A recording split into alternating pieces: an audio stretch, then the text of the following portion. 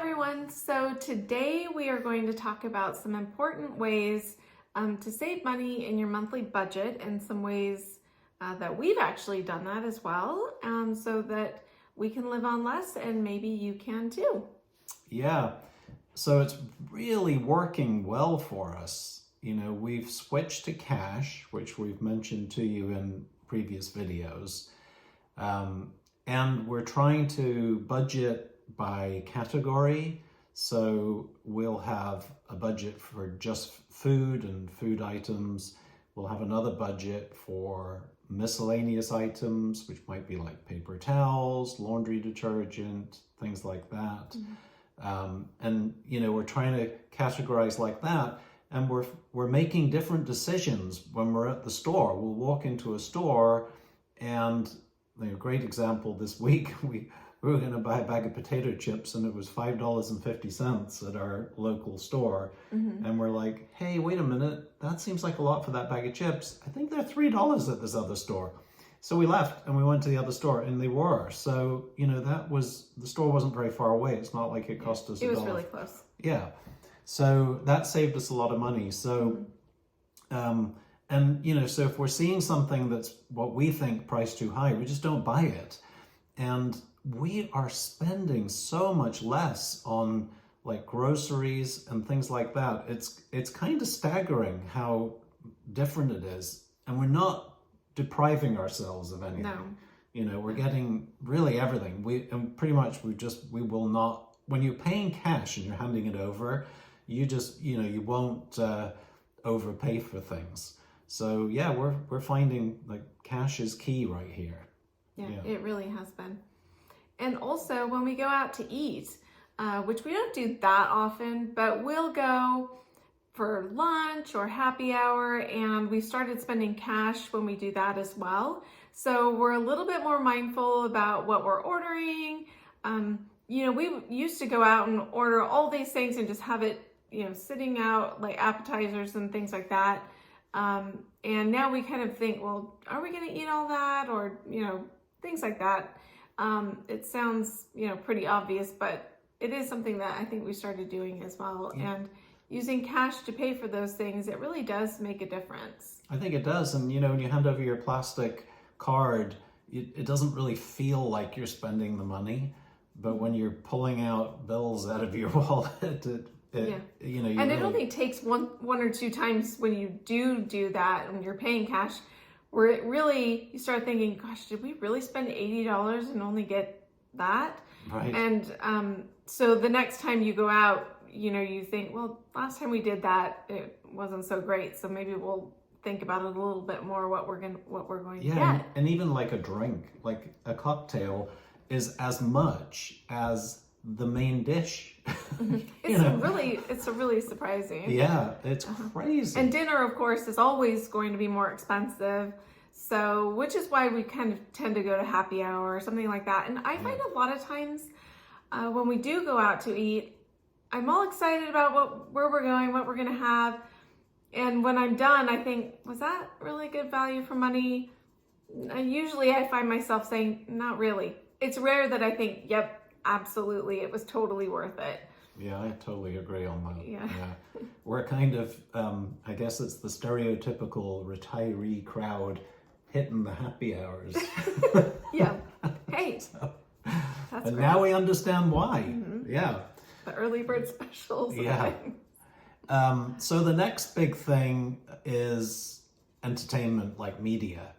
We don't have like a cable TV or a satellite TV package. We dropped that a few years ago. And so we do streaming services only.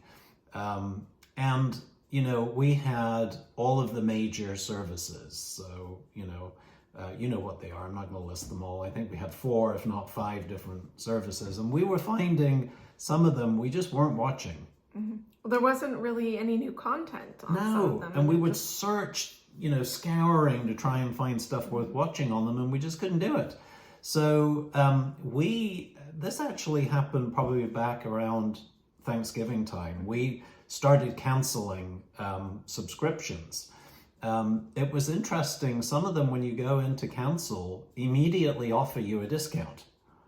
And so they, we got caught by that on a couple of them, but I mean, it was it was like 50% off. So, but a couple of them we didn't, we just let them go. And then later they emailed us with a discount. And the other thing that happened to us was Black Friday deals. Some of the services offered a year at like $2 a month and stuff like that. So, next year, look out for things like that, because we locked in some really huge discounted rates. Okay, we had to switch to the ad plan. And I'll admit, before that, all of our services were the premium option, no ads. So now we have ads on our stream, but no big deal. I mean, do you find it's a big deal? Do you care? No, it gives me an opportunity to get up and get a glass of water or something like that. So that's fine. And it is reminiscent of the old days when we had cable and you did actually have to watch the ads or they were on. I wished you could skip them, but you can't. But yeah, so we're always kind of checking on those streaming services. Like if we're not watching them, we're going to cancel them, because you can always pick them up again. Okay, so the last thing that I would like to talk about is the fact that I have been going through my email and hitting the unsubscribe button on a lot of the, emails that have stores giving me offers of buying something new. Here's a coupon for that. And a lot of it I really don't need, but I find myself clicking on it. I have to admit that phrases that they use are pretty catchy and will get you to click on it. And then I end up finding all these things that I don't really need, probably don't really want. Then I think, oh, that's a good deal. Maybe I should get that. Well, think of all the money you could save by buying it on sale. Yeah, exactly.